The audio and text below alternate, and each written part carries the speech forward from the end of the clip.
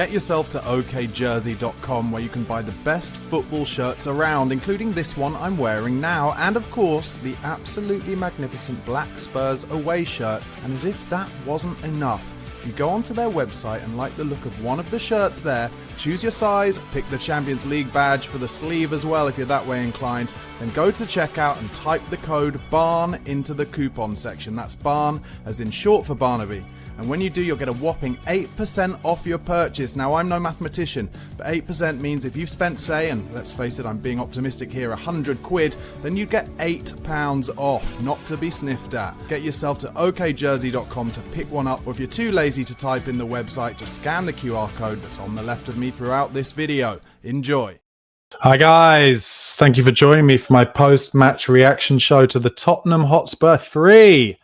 Slavia Prague 0 game. Tottenham were excellent today. I'm seeing some people on TNT Sports saying that Tottenham weren't great. I thought we were more fluid than I've seen us for a long, long time. Players swapping positions, players being aggressive, players being attacking.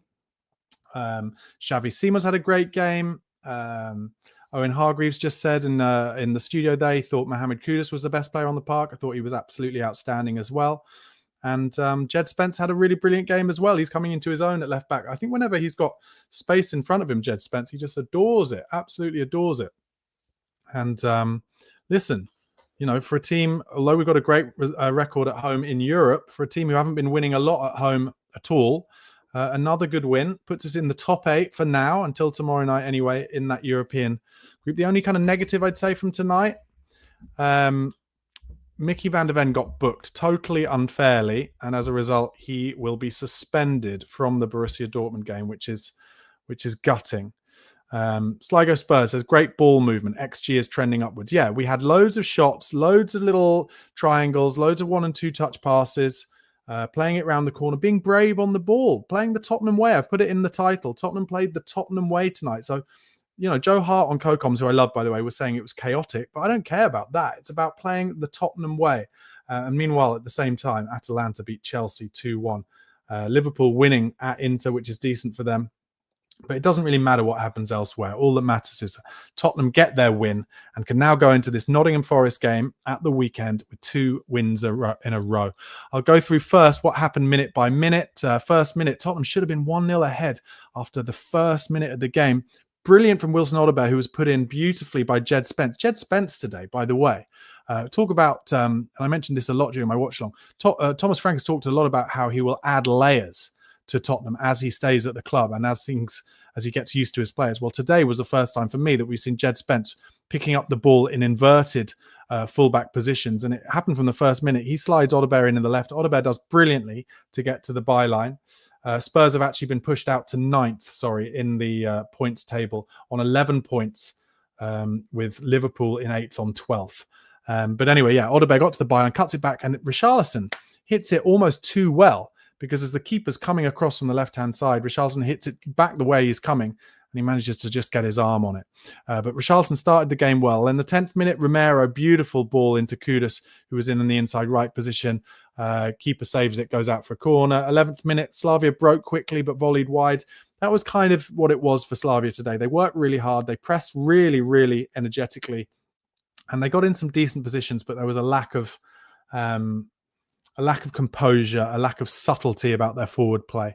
12th minute, Archie Gray, brilliant. Found Richie, who shot from outside the box, saved. Simons was fouled in the build-up, and the Slavia player was booked. I thought Archie Gray, again, was excellent today. I think he could be the player that long-term makes this midfield tick. Myself and George Nelson in a video this week, George talked about, didn't he, how it feels right now like it's Palhinha or Bentancur, then Bergvall or Gray, and then Simons or Kulusevski, and obviously when Maddison eventually gets fit in that 10 role. And that's how it feels at the moment. I thought Archie Gray was excellent today, and he got a little bit of rest at the end as well. 11th minute, Slavia broke quickly, but volleyed wide. I've done that. 14th minute, that's when Van der Ven got booked. Absolutely mental for holding off a player when he'd beaten him for pace. A joke booking, and he misses the Dortmund game as a result. Horrible decision from the ref. 15th minute, long shot from Slavia, saved by Vicario. 16th minute, beautiful ball from Simons to Odobert on the run. Odobert couldn't quite take it down. 18th minute, corner for Slavia Prague, and I just made a note to say good tempo to this game. 20th minute, then maybe the most beautiful football I've seen from Spurs this season so far.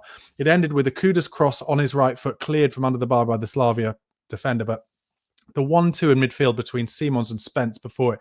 Just like I said, popping it about, brave on the ball, taking chances, taking risks, playing the Tottenham way. 23rd minute, there was a big chance for Slavia at the near post. We didn't defend across. Maybe that's a little negative, I'd say, as well about today. Just a few times we slipped into kind of last season's Ange ball performances where we were never trying to stop crosses, and they had a header that they headed wide at the near post from the 23rd minute. Then the 24th minute, brilliant dribbling from Kudus, beat like 3 players down the middle of the park. 25th minute, great from Richarlison, cross to Kudus, but his heavy touch led to a corner. And from that corner, in the 26th minute, brilliant delivery from Porro, flat. Romero gets up at the near post, and the centre half, he just instinctively throws his head onto it, and it goes into the net. Own goal, Tottenham 1-0. 27th minute, Porro got in down the right, fouled for a yellow card. 30th minute, Spurs playing great stuff, I made a note to say. 31st minute, Vic made another easy save down to his right from a long shot outside the box. 35th minute, brilliant ball from Romero to Jed Spence, who was in. Unfortunately, his touch on the left foot just took the ball away from goal. But another example of Jed Spence getting forward like he hasn't done for Spurs in a long time today. 37th minute, Slavia had some great play in the box that led to a shot from about 17 yards straight at Vicario. Romero at that point had a little bit of a back injury, but he did play the rest of the game, so he must be okay. 39th minute, Polina was booked for what was in essence a brilliant slide tackle. Again, ridiculous refereeing, but you're going to get that in Europe. And maybe Polina does need to learn not to get off his feet in European games. 44th minute, I made another note just to say lovely fluidity to Spurs. More fluid than we've been in, maybe since those 10 first games under Ange Postecoglou.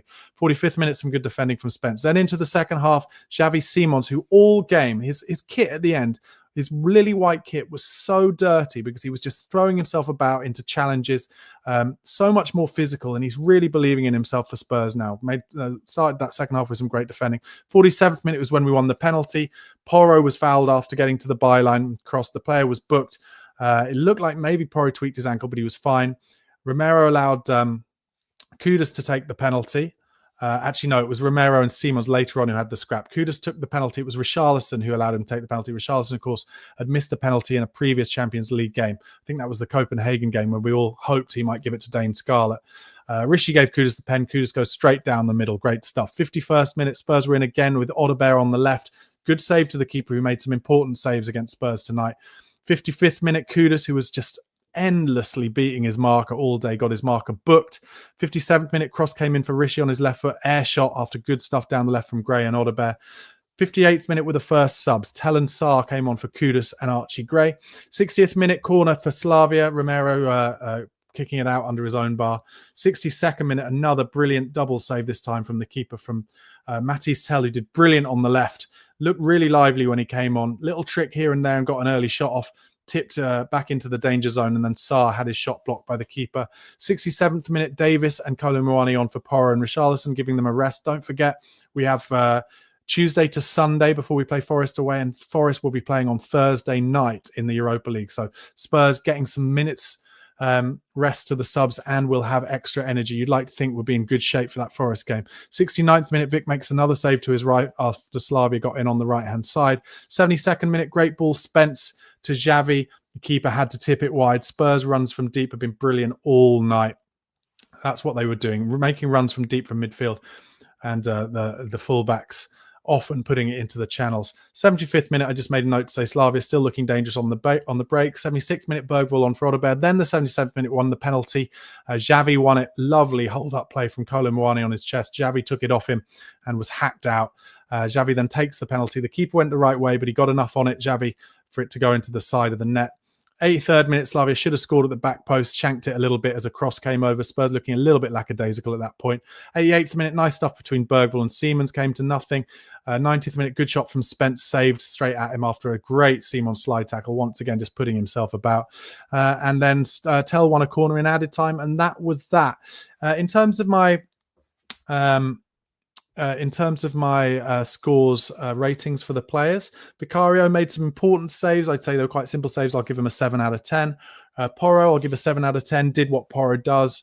No mistakes, but some good stuff. Jed Spence would give 8 out of 10, maybe even an 8.5. Thought he was outstanding today. Van der Ven and Romero, 7.5 out of 10. Clean sheet yet again, put in great performances. Just nobody looked like getting in behind them at any point. Pelini, I was impressed with. I'll give him a 7 out of 10. Archie Gray, I'll give a 7.5. He's so young, as they show Sonny in the crowd there. Lovely stuff. For anyone who missed it, Sonny was out on the pitch giving a speech to the fans for the game, and the reaction from the Spurs fans was absolutely magnificent. So yeah, Archie Gray, 7.5. Wilson Odobel, I'll give a 7 out of 10. Kudus, my mom, 9 out of 10. Absolutely brilliant. Just caused so much hassle to the Slavia Prague defenders. Xavi Simons, I'll give an 8 out of 10, 8.5 out of 10. Sorry, he was second best player. And Richarlison worked his bollocks off all night, Rishi. And I'll give him a 7.5 out of 10. In terms of the subs, Bergvall didn't really have a chance to make a difference. Pap Sarr, give a 7. He did well when he came on. Ben Davis came on for his first performance of the season. Didn't really do much.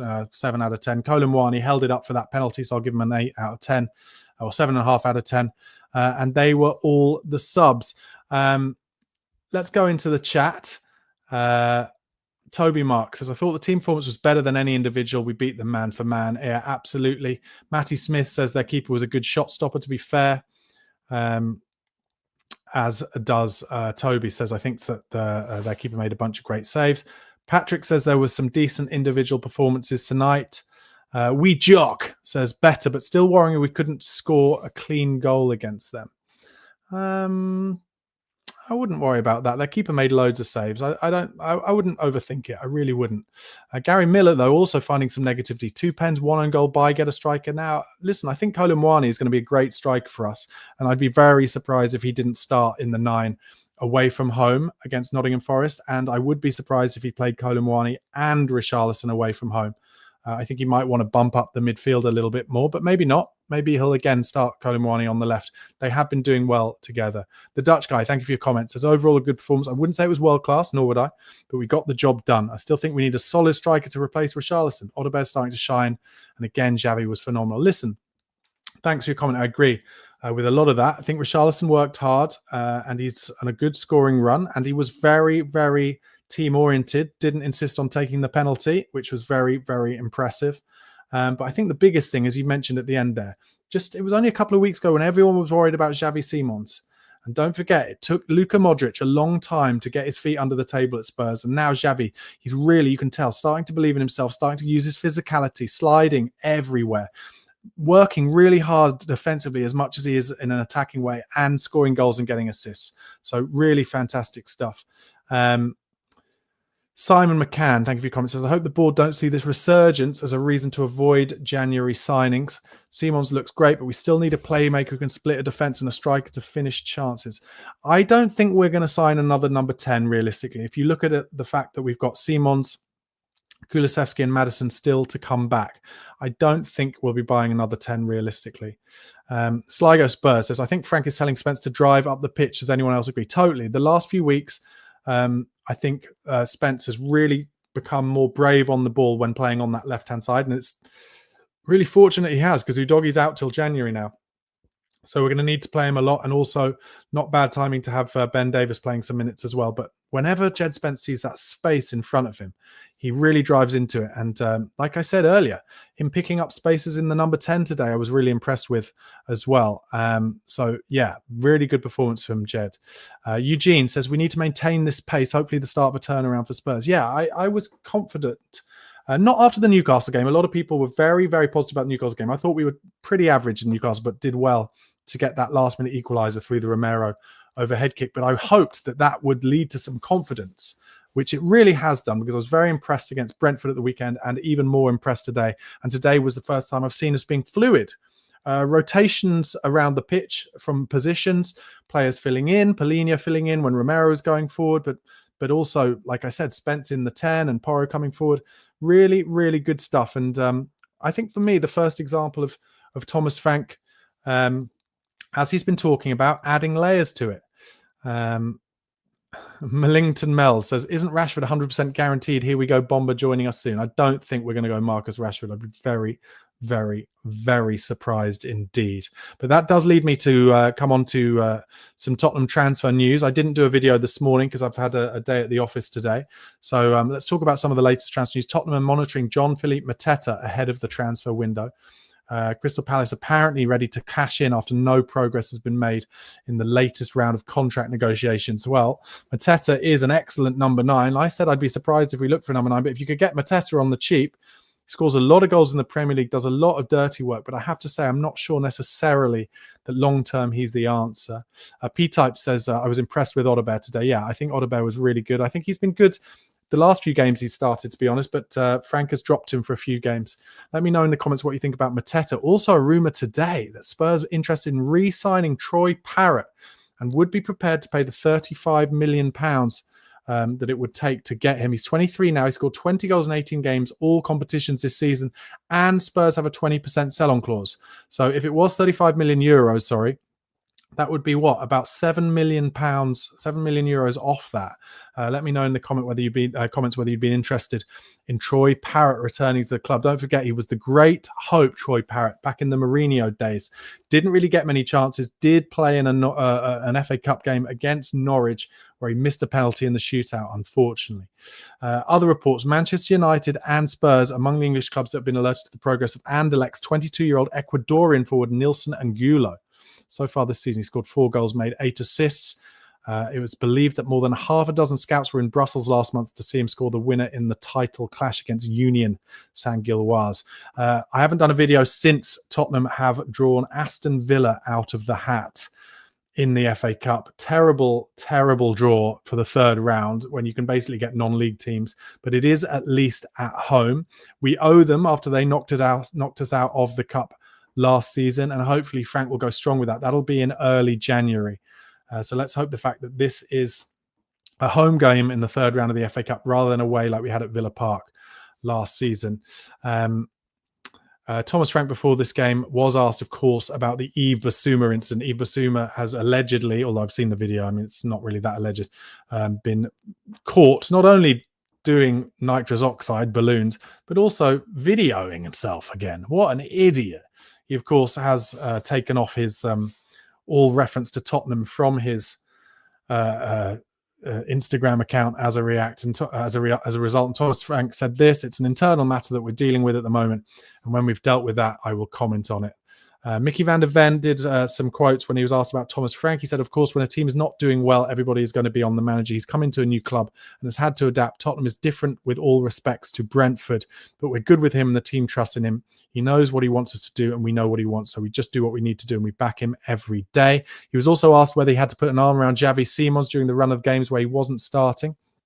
He said, no, to be honest, he kept training hard. He kept training every day to become a better player every day, over and over again. Of course, in the moments where he's a bit down because he didn't start, I'm there for him and I speak with him.